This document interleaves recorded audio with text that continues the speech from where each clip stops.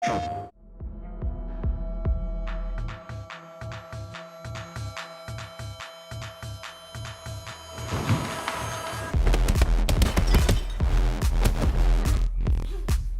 Mei has explosiveness that corresponds exactly to what I wanted for this story of revenge. Pak Mei is ferocious, fast, powerful and accurate. And yeah, you have a lot of strikes coming out like this. The player will create the choreography. It depends only on them to make a beautiful situation.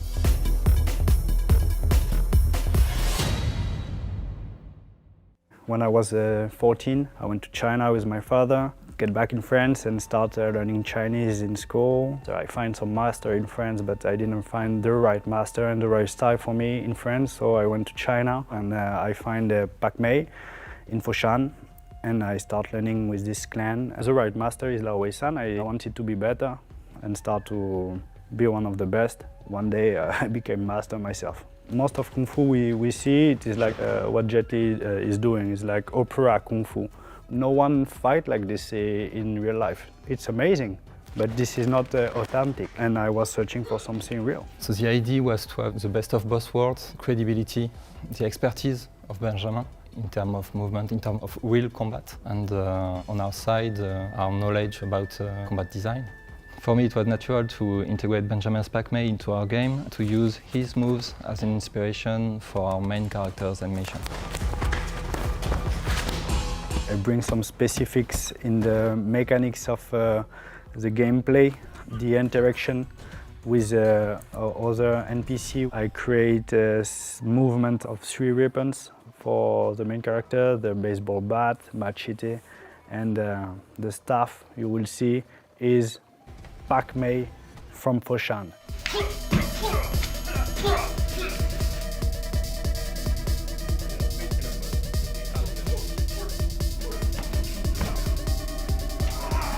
I really wanted to have something very immersive, really cool on the screen, but there is also sometimes game design things that don't fit with this. Should I do the thing that will be better for the game design or the thing that will be better for the stuff on the screen or for the feeling in the game? Basically, we take the data from the capture and we post-animate it. So we shape it to respect the animation direction and the style. For instance, we have to add real impacts. We better synchronized action, we add camera movements, we add camera shakes, we add viscerality. The player must be amazed on each finishing move he performs.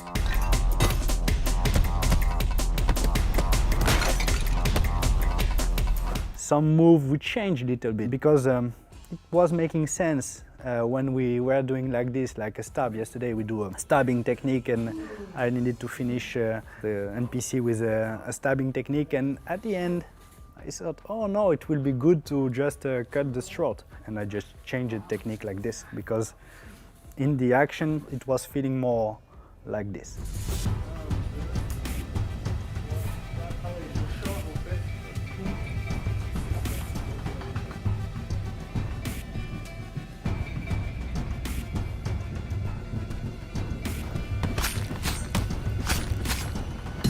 I wanted to share with them not just the technique but also the cultural side. It's important for us to be respectful of the Chinese culture and to also show to the player little details for Benjamin or also for me are important in the life of a Kung Fu master or a Kung Fu student. After we have this picture of what Kung Fu really is, well, we just go deeper and deeper about this. Jordan say, okay, what about this Wuguan? Is it feng shui good?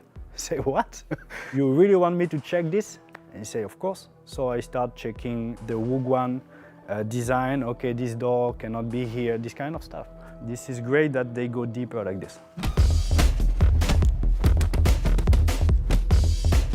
In our game, we don't want to depict the main character as invincible.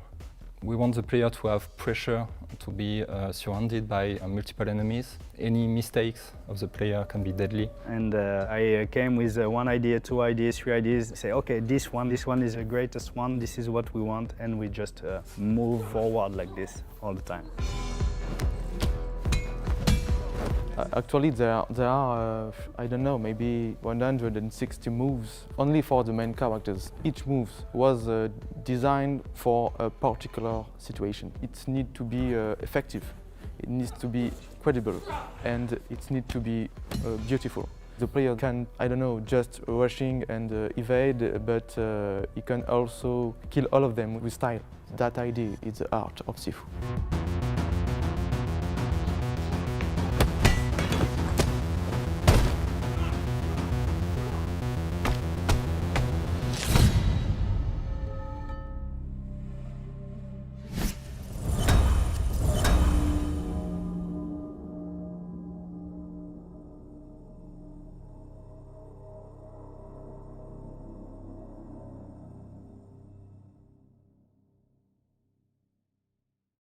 PlayStation